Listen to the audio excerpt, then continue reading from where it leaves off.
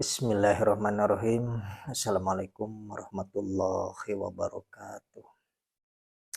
Innal hamdalillah nahmaduhu wa nasta'inuhu wa nastaghfiruh wa na'udzu billahi min syururi anfusina wa min sayyiati a'malina may yahdihillahu fala mudhillalah wa may yudlilhu fala hadiyalah. Asyhadu an la ilaha illallah wahdahu la syarikalah wa asyhadu anna Muhammadan abduhu wa rasuluh khataman anbiya'i wal mursalin. Allahumma sholli ala sayyidina Muhammadin wa ala alihi wa sahbihi ajmain. Amma ba'du. Saya akan melanjutkan bahasan tentang kewilayahan ya. Menyoroti pemahaman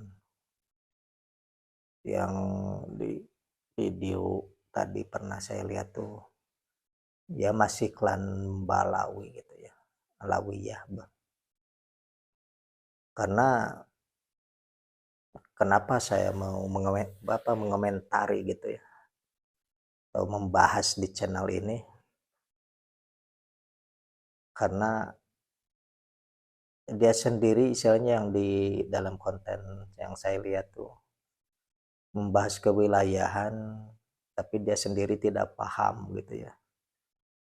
Jadi sama dengan keadaan sekarang ini, ketika seorang ikhwan satu aliran thariqah ya terlalu mendewa-dewakan, terlalu taklid kepada syekh mursyidnya gitu. Karena orang awam tidak tahu masalah pangkat kewilayahan itu seperti apa gitu. Nah, dari dalam konten yang saya dengar tadi itu, yang saya lihat, jadi pada intinya bahwa yang bernama Muhammad bin Ali Ba'alawi itu, yang terkenal Faqih Muqaddam, dia itu berkata, kalau benar tidaknya beliau itu berkata, cuma itu penuturan penceramah dari seorang habaib gitu ya, Habib, bahwa Faqih Muqaddam berkata bahwa waktu para wali itu seolah dia di atas atau di antara para wali, lebih mulia kedudukannya di antara para wali gitu. Nah, perlu saya jelaskan bahwa para aulia ini segenerasi itu ada 355 orang, dipimpin oleh seorang wali kutub gitu kan. Nah, bisa ya gitu kan, pakai Muqaddam seorang kutubnya gitu di zaman beliau gitu.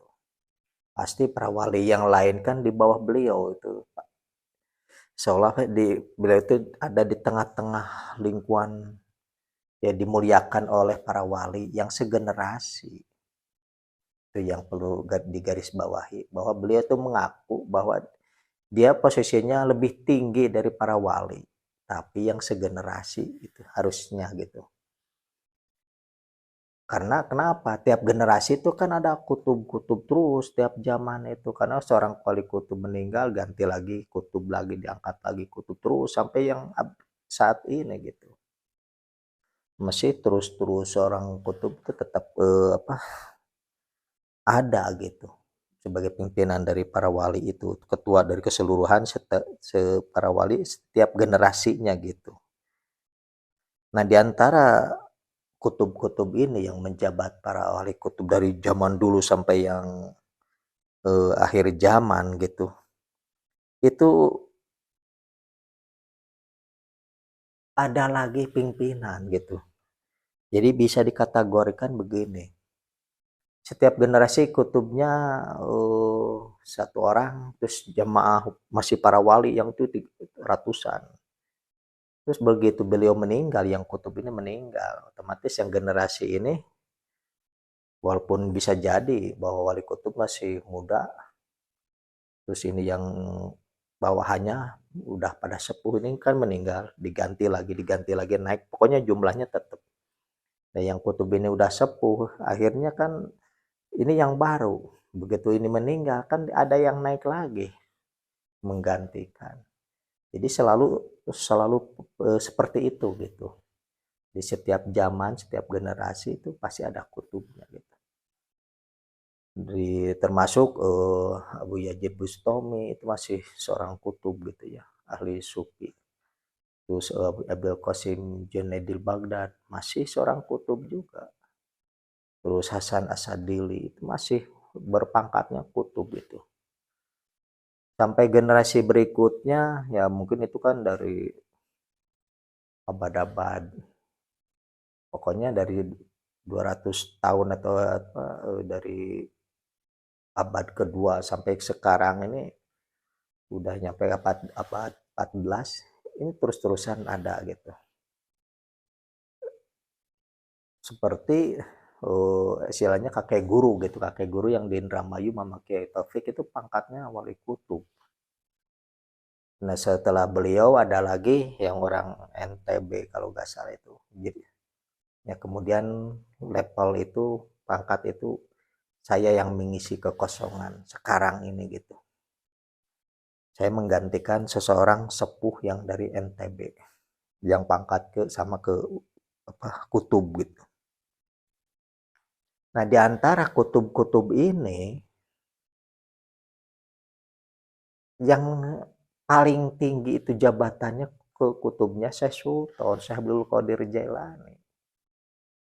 Jadi nggak ada yang bisa menyamai apa jabatannya seperti beliau gitu, seorang kutub gaud gitu. Jadi kutub itu banyak, cuma ada pimpinan para wali kutub gitu yang kerohaniannya eh, istilahnya dinaungi cahaya oleh Nur Muhammad gitu. Itu pangkat tertingginya seorang kutub gaud sih. Nah, saya sendiri juga mengakui bahwa walaupun saya jabatan kutub, tapi ada kelebihannya. Karena ilmu kewaliannya Syekh Sultan Abdul Qadir Jailani nambah nitis. Jadi bisa jadi kalau saya bukan walaupun saya bukan seorang gaud, jabatan kutub ini bukan gaud, tapi ketitisan oleh yang pernah menjabat seorang kutub gaud gitu. Jadi itu jelas beliau pernah berkata tahun 2006 itu. Nanti usia kamu setelah 40 tahun ilmu kuring, ilmu anjeun itu kata-kata Syekh Abdul Qadir Jailani kepada saya. Jadi itu tahun 2006 berarti tahun 2012 saya tuh seolah bisa dikatakan saya itu titisannya wali kutub gaud gitu.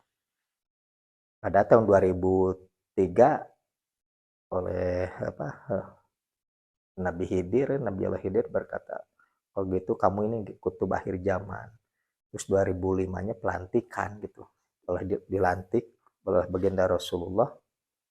Nah, tahun 2006 kembali ketemu sama Syekh Sultan Syekh Abdul Qadir Jailani, beliau mengatakan seperti itu. Bahwa nanti setelah umur kamu 40 tahun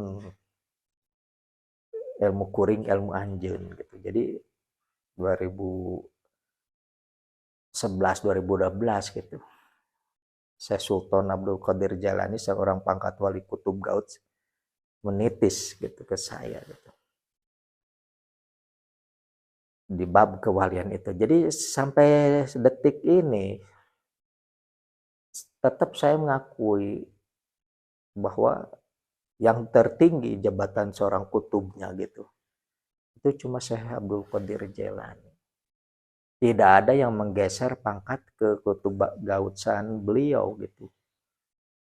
Jadi ada tadi yang dikatakan oleh seorang yang katanya Faqih Muqaddam itu yang bergelar Al-Faqih Muqaddam.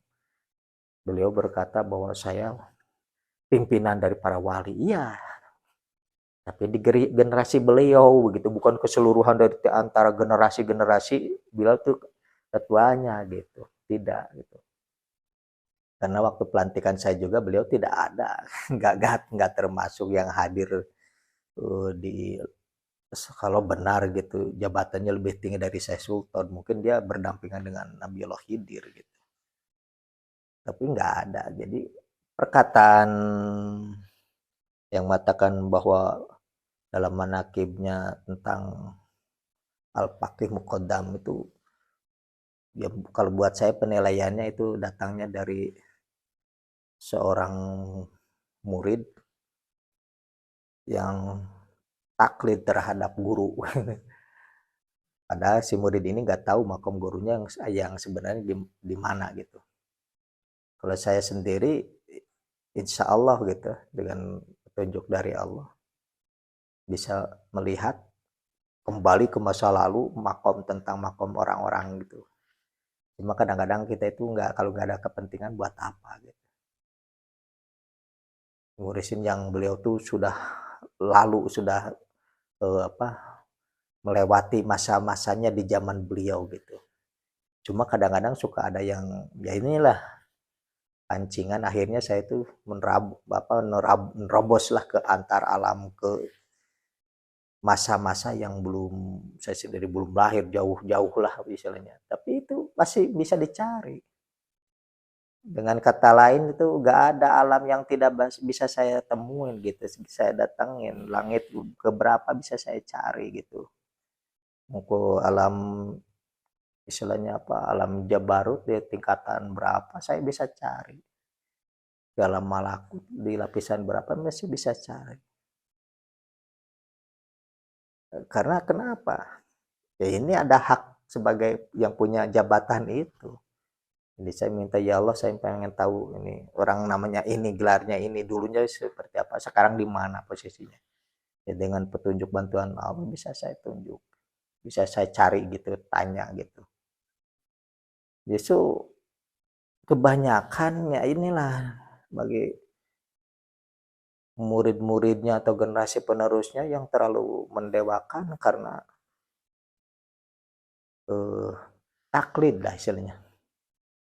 Kalau saya sendiri dengan yang berjabatan seperti beliau kan sama Abu Yazid Bustami, ya Syekh Abu Yazid Bustami.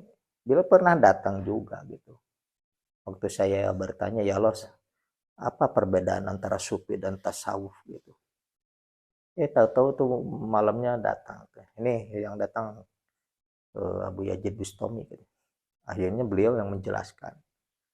Ternyata di kewalian itu ya, wali kutub itu, terutama saya bahas masalah kekutuban. Tidak semua jajaran bisa dikuasai oleh satu orang. Yang dominannya itu apa gitu. Yang tadi sebutkan Faqih Muqaddam, ahli fikih, bisa jadi beliau itu kutub di bab itu gitu, yang mendorong dia jadi seorang kutub, pimpinan dari para wali gitu istilahnya. Karena ke pemahaman dalam ilmu fikihnya.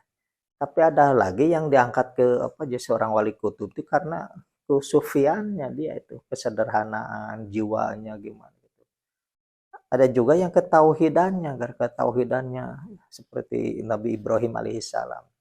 Yang itu yang saya jalankan dari sejak kecil gitu. Saya udah kebiasaan apa-apa langsung ya Allah, ya Allah, ya Allah. Kalau saya mau dari kecil gitu ibaratnya, pemikirannya sudah seperti itu. Jadi segala sesuatu saya tuh langsung bertanyanya ke Allah gitu. Jadi nggak menanya ke orang, ke guru gitu, ustadz, atau nggak pernah gitu.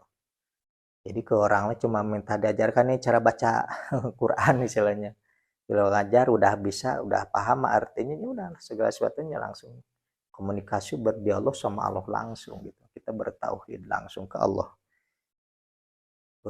Segala macam lah keinginan apa-apa kita itu langsung. Saya itu ya Allah minta buat jajan karena dulu waktu pertama ngelakon, begitu ada tugas, kalau saya ya Allah, kalau saya memang harus ziarah-ziarah ngelakon, saya nggak punya bakal, minta bakalnya nih. Saya ngomong gini aja ke Allah itu, anggap aja kita menghadirkan dengan perasaan seolah kita tuh walaupun jasadnya sendiri, tapi berdua sama Allah gitu. Jadi menghadirkan itu seolah kita bersahabat dengan yang tidak terlihat gitu.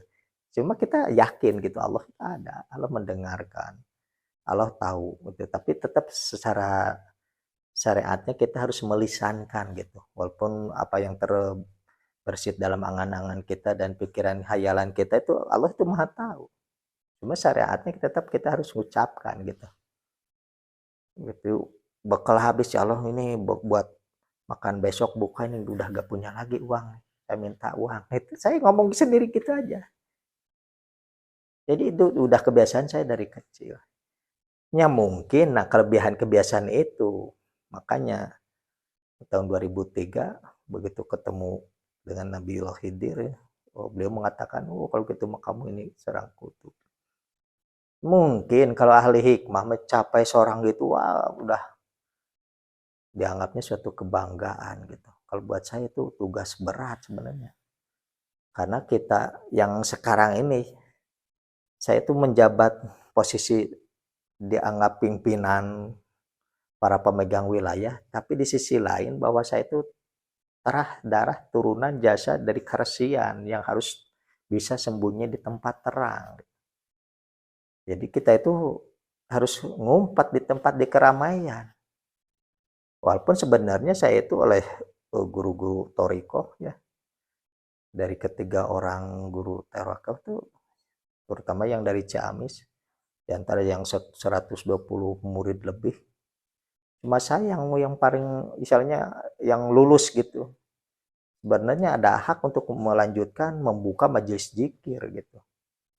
Terus yang dari Cirebon juga sudah ditawajuh di Beat Khalifah untuk mengajarkan, silahkan gitu, untuk membuka majelis zikir lagi, menjadi guru mursyid Qadiriyah Naksabandiyah gitu.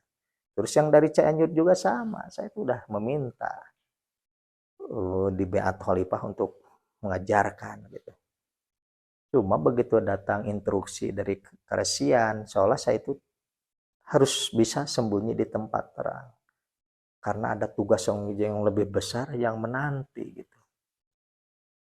Jadi mungkin kalau seorang ikhwan itu merasa udah dipercaya sama guru sampai diperbolehkan untuk mengajarkan, mungkin sekarang udah buka majelis zikir ya, udah buka pesantren istilahnya untuk ya mungkin kalau kadang-kadang orang kan mencari penghidupan dari banyaknya jamaah kan. Begitu sudah banyak jamaah, banyak pejabat yang datang. Istilahnya yang dicari seperti kayak gituan gitu. Tapi sebenarnya ini akhir zaman. Yang merasa jadi syekh mursyid guru-guru itu harusnya sudah berhenti gitu. Yang sebagai guru-guru tarekat itu harusnya sudah berhenti. Karena seolah dia itu sudah mengajarkan amalan segala macam ke semua murid-muridnya, silahkan untuk langsung bertauhid ke Allah gitu. Jangan ada apa-apa harus ke sini lagi, ke Abah lagi, itu sebenarnya tidak mendidik. Fase-fase sekarang harusnya muridnya itu semuanya harus bermakrifat gitu. Jangan menjadikan gurunya tuh syekh mursyidnya seorang paranormal. Justru si murid ini, Ikhwan ini harus bisa jadi yang ditanya orang, istilahnya bukan dia yang bertanya. Karena amalannya sudah diberikan ke segala macamnya, udah tinggal jalanin, buka ketauhidan langsung ke Allah aja. Harusnya seperti itu gitu. Jadi nunggu satu komando gitu.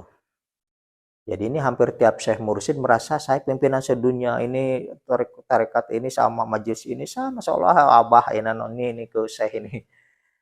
Aduh, ini udah nggak sesuai dengan sebenarnya, termasuk pimpinan para ormas itu ya Muhammadiyah, misalnya NU itu harusnya itu begitu ada pimpinannya harus menyerahkan gitu harusnya. Mengangkat seorang membeat ini calon atau istilahnya yang disebut Imam Mahdi itu gitu.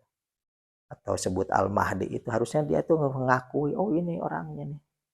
Jadi Al-Mahdi ini imam semuanya gitu, mau NU, Muhammadiyah, mau PRSI, harusnya ini pimpinan ini, termasuk Torikoh itu aliran-aliran Syekh Mursyid yang jumlahnya puluhannya harusnya ngerucut ke satu orang gitu.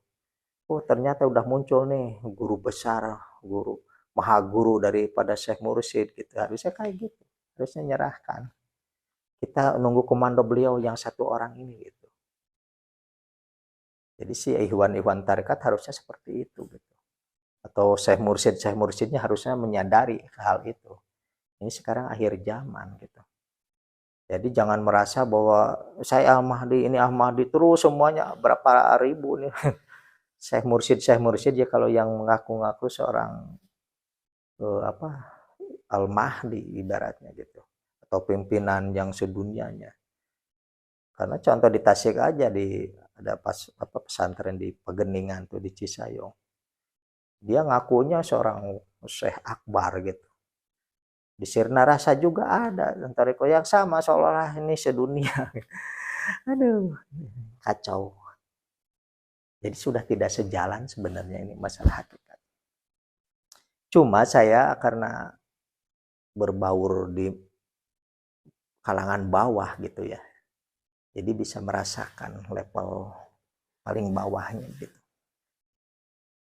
Walaupun kalau saya sendiri seolah tidak peduli dengan keadaan Syekh Mursyid yang seolah menonjolkan diri gitu. Merasa berbangga-bangga dengan banyaknya ikhwan, banyaknya jamaah. Padahal doa-doanya tuh tidak tembus ke boro-boro ke aras ke langit juga tidak gitu. Cuma untuk dilihat seolah-olah wah ini ayeuna naon mah Ka'bah we. Minta doanya minta ke sini aja. Udah calon wali kota ke sini aja. Nanti calon presiden ke Abah aja. Tapi nggak apa-apa itu. Ya kelihatan lah gitu. Jadi terserah keputusan Allah mau gimana gitu. Yang penting kalau sudah saatnya Al-Mahdi ini pada muncul yang aslinya gitu. Ya pergerakannya mungkin saya serahkan kepada Allah kan karena ini semua rencana Allah gitu ya. Tentang bakal dimunculkannya akhir zaman atau pimpinan Islam akhir zaman ini. Di dunia Islam, di dunia Kristen atau orang-orang Kristen, Yahudi juga sama kan. Dia itu menunggu pimpinan pusatnya gitu seolah maha gurunya lah istilahnya gitu. Jadi ini apa skenario langit gitu. Walaupun saya bicara begini ya terus-terusan soalnya untuk pencerahan gitu ya. Tapi saya juga nggak ada urusan mau ya istilahnya agak peduli mau didengerin mau enggak juga nggak ada urusan. Walaupun satu orang saya sampaikan ini biar terbebas nanti aja di akhirat. Kamu udah diberi jabatan kenapa kamu nggak mau istilahnya berdakwah keliling manggung lah istilahnya gitu ya. Kalau saya emang nggak takut nggak ini aja biar penting ini ya melalui YouTube juga gak apa-apa saya sampaikan. Walaupun yang dengarkan apa yang pahamnya cuma 1-2 orang cukup gitu. Karena sejarahnya saya Sultan itu walaupun jamaahnya puluhan ribu, cuma yang dianggap murid yang aslinya itu cuma 1 orang. Jadi yang sekian ratus ribu tuh dianggapnya nol, nggak ada. Itu ketulusan yang sejatinya Tuan Syekh Abdul Qadir, nggak merasa bangga bahwa jemaahnya banyak nih ini semuanya murid saya. Ternyata beliau sendiri mengakui yang ternyata muridnya yang hidupnya justru sederhana, tukang kayu, yang pencari kayu untuk cari makan tuh apa harus cari kayu dulu baru dijual gitu. Karena keadaannya memang seperti itu. Kalau yang sekarang, soalnya seorang Syekh Mursyid itu merasa bangga kalau ada jamaahnya mungkin seorang pejabat, seorang kaya, pengusaha gitu. Karena dia cari apa numpang berusaha juga dengan labelkan pesantren atau majelis zikir atau yayasan segala macam. Itu kan sudah keduniaan. Tapi kalau buat saya nggak ada istilahnya karena istilahnya saya merasakan level yang bawah aja gitu. Di keadaan yang punya rumah di kampung istilahnya kemarau sedikit aja sumur bisa kering. Kalau di kota mungkin sudah punya air pump gitu ya, PDAM. Kalau yang di kampung mengandalkan sumurnya kering karena kemarau. Saya kan suka kasihan, akhirnya minta hujan. walaupun nggak ada yang meminta. Misalnya meminta tolong nih berdoa untuk menurunkan hujan, kan saya sendiri tahu gitu keadaan itu karena saya berbaur di bawah di masyarakat gitu. Begitu dalam kumpul-kumpul ada yang curhat, aduh halodo nggak ada air sudah susah, itu suatu panggilan batin saya untuk memohon ke langit, walaupun tidak secara langsung dia minta minta doain tuh atau minta mohonkan ke Allah untuk turunkan hujan. Padahal memang diprediksikan tentang bakal munculnya Imam Mahdi itu bakal terjadi kemarau sekian tahun gitu. Terus bakal bencana, kan itu udah diprediksi dari mungkin dari 2010-an. Terus kemarin tahun 2022 akhir aja kan sudah banyak yang meramalkan nanti 2023 awal bakal terjadi ini. Kan saya hidup di tengah-tengah, saya dengarkan itu, saya pantau konten-konten YouTube yang membahas masalah Satria Piningit, masalah apa yang Ahlul Bait itu, yang Duriah Nabi, yang aku para Habib itu, yang pengen yang gila hormat. Aduh, saya pantau semua gitu. Walaupun saya membalas tidak seperti Kiai Haji Imaduddin langsung di atas mimbar beliau itu, ya memang cocok gitu itu. Kalau saya enggak, main di belakang layar saja. Bikin konten juga ini ada yang nonton syukur enggak apa-apa, enggak ada urusannya. Penting saya berbicara ini Allah menjadi saksinya gitu bahwa saya telah menyampaikan pemahaman berbagai sudut pandang keilmuan termasuk kewilayahannya, kewalian tentang masalah posisi kutub-kutub ini. Saya jabarkan melalui ini gitu. Ya kecuali kalau ada orang yang ke rumah silaturahmi yang cuma ngobrol-ngobrol bahas ini ya lebih bagus lagi. Tapi obrolan kalau di rumah itu nggak bisa. Nggak istilahnya sekalian seolah bikin konten gitu, enggak. Kita ngobrol saja gitu. Kecuali ini sengaja saya bikin ini. Walaupun saya tidak mengharapkan seolah viral gitu, tidak. Saya mengharapkan apa yang saya bahas, saya sampaikan ini dimengerti orang gitu. Karena ini sudah sunatullah gitu. Baginda Nabi Muhammad SAW itu kan sahabatnya banyak. Cuma berapa orang coba yang dari antara para sahabat Nabi yang sekian ratus, yang pada masa-masa akhir mungkin udah ribu. Berapa orang yang paham tentang kemakrifatan? Di antara yang sahabat 4 aja tidak semua.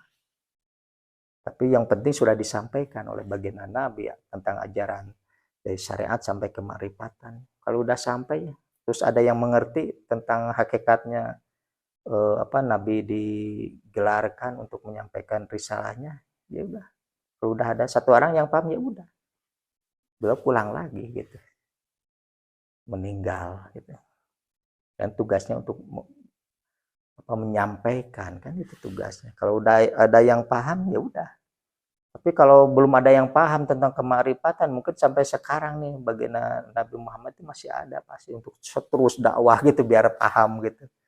Tapi berhubung waktu itu udah ada sahabat yang paham gitu tentang ajaran yang dibawanya, tujuannya apa, maksudnya apa gitu.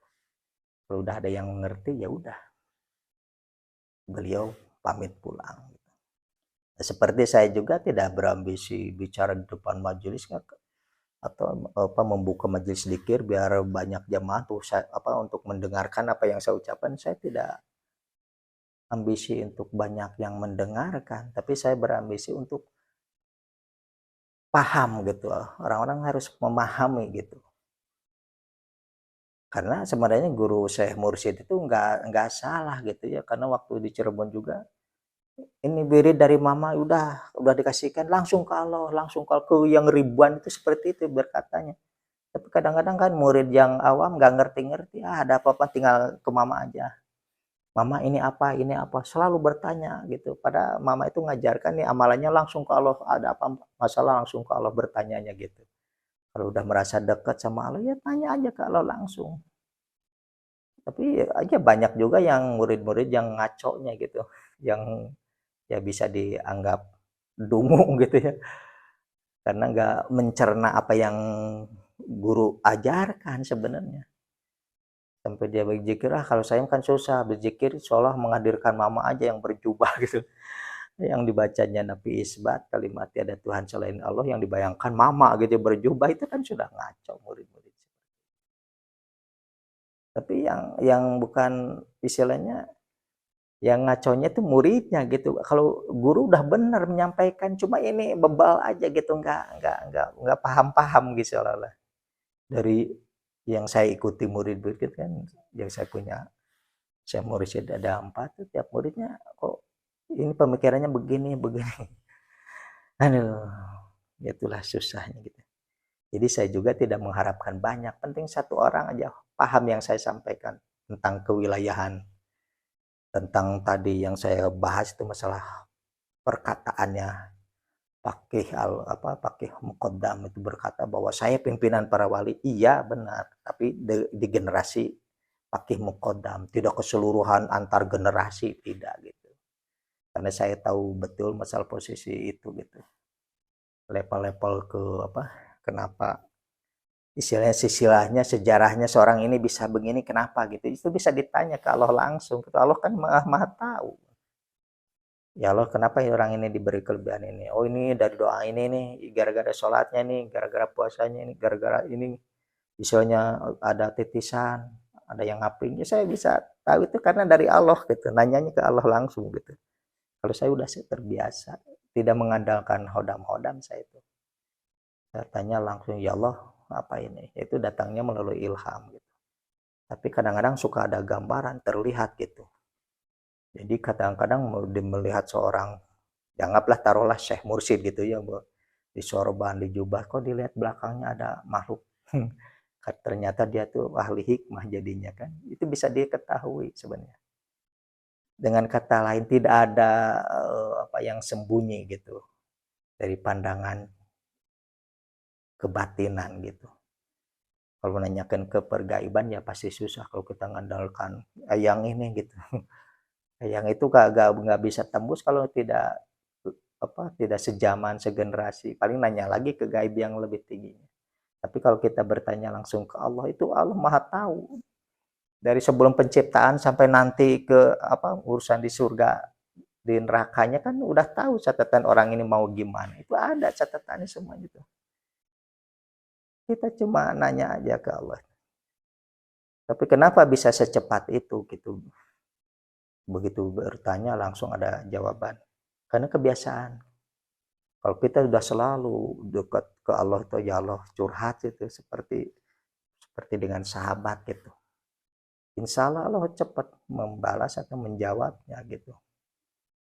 Tapi kalau kita sujudnya kurang, walaupun sering sujudnya tapi batinnya kosong, kemana aja pikirannya, hatinya pikirannya nggak nyambung, nggak ihsan istilahnya. Ya jangan harap begitu bertanya nggak pernah ada jawaban gitu. Karena harus dibiasakan gitu. Pokoknya jangan sampai ada hal-hal lain selain Allah yang jadi sandaran kita gitu. Pas saya mau bertanya nih, mau wirid ini dulu, doa ini dulu, kalimat ini dulu, itu sandaran, masih bersandar gitu. Asma-asma, kita mah langsung ya Allah minta ini. Udah ntar kamu baca ini dulu, so baru jalanin wiridnya gitu. Jadi setiap segala sesuatunya harus bertanya ke Allah dulu. Mungkin itu saya cukupkan. Jadi untuk memberi penjabaran, penjelasan tentang perkataan Al-Faqih Muqaddam ya. Ini mau percaya mau tidak, ya ini masalah lingkungan ini atau masalah bahasan ini, karena saya orang lingkungan itu juga. Jadi yang membahas masalah kewilayahan tentu orang kewilayahan lagi yang tahu gitu. Mungkin cukupkan sekian dulu. Wabillahi taufiq wal hidayah. Wassalamualaikum warahmatullahi wabarakatuh.